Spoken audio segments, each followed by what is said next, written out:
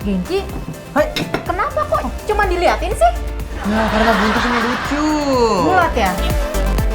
Tapi tahu nggak sih guys, kenapa onde-onde bentuknya bulat?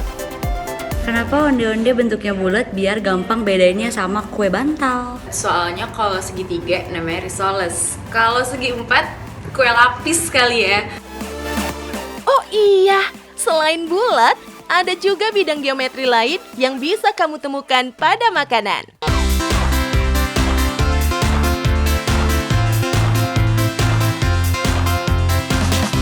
Guys, kamu tahu nggak sih ini apa? Iya, memang makanan guys. Ini nasi yang dibungkus. Tapi bukan itu yang kita tanyain. Kamu tahu nggak sih apa nama bentuk ini? Bentuknya segitiga. Ini bentuknya kerucut. Kerucut. Kerucut.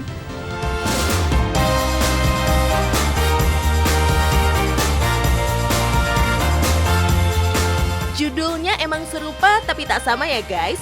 Bukan segitiga apalagi kerucut.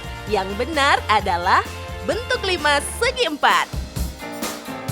Alright, kita refresh dikit ya soal 5 segi 4. Masuk dalam salah satu jenis limas, bentuk yang satu ini memiliki ruang serta punya 5 sisi. 4 sisinya merupakan bidang tegak berbentuk segitiga, sedangkan alasnya berbentuk segi 4.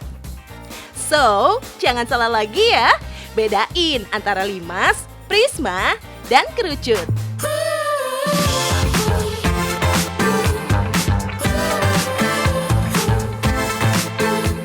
Buat kamu yang dari tadi penasaran sama isinya.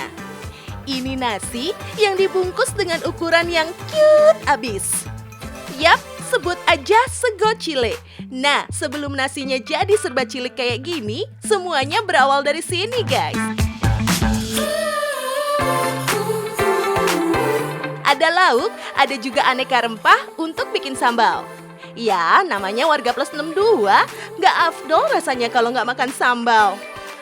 Ada ikan tuna yang bakal dipasangin sama sambal matah, sampai cumi asin yang bakal disatuin sama sambal ijo.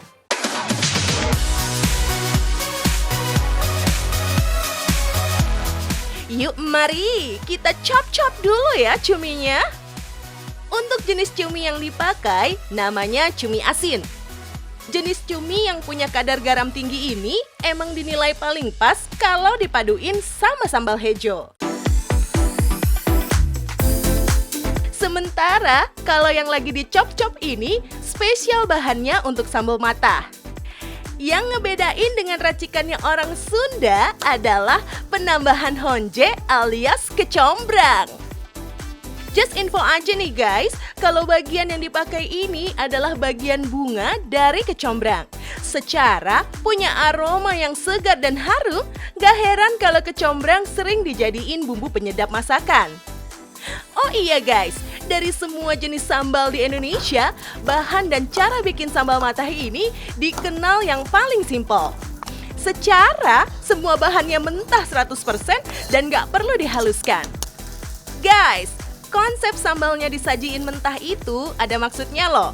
Bahan-bahan yang mentah dan masih fresh kayak gini diyakini bisa berdampak baik buat kesehatan tubuh. Contohnya aja bawang merah yang kalau disajiin mentah bisa buat menurunkan kadar kolesterol.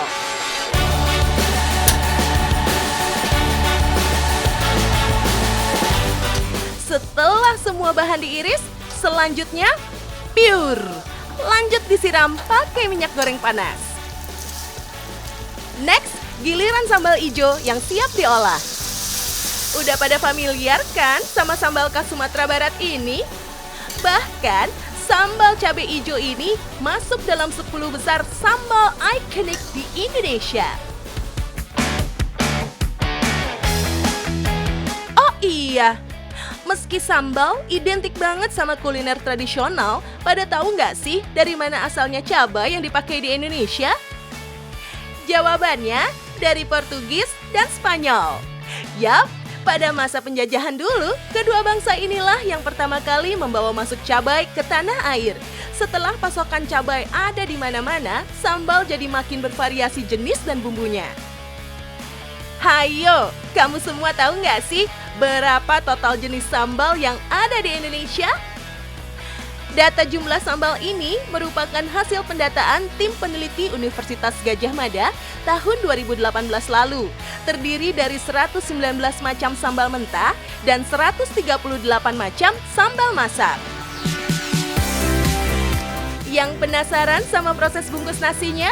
Di sini guys jawabannya. Sego Chile alias nasi yang berukuran kecil-kecil. Terhitung sejak April 2020 lalu, Rasantara Culinary mulai ngerilis menu ini. Soal konsep, ternyata sego Chile ini serupa sama nasi campur. Tuh, lihat aja guys, menunya ramai pisan. Nggak cuma ada lauk, tapi juga ada sambal, serunding, dan so pasti nasi.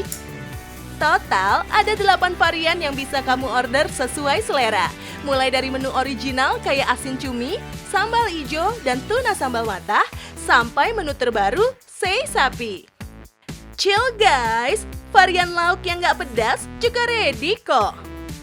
And now, sego Chile-nya ready to eat. Kecil, padat, dan minta banget dihabisin.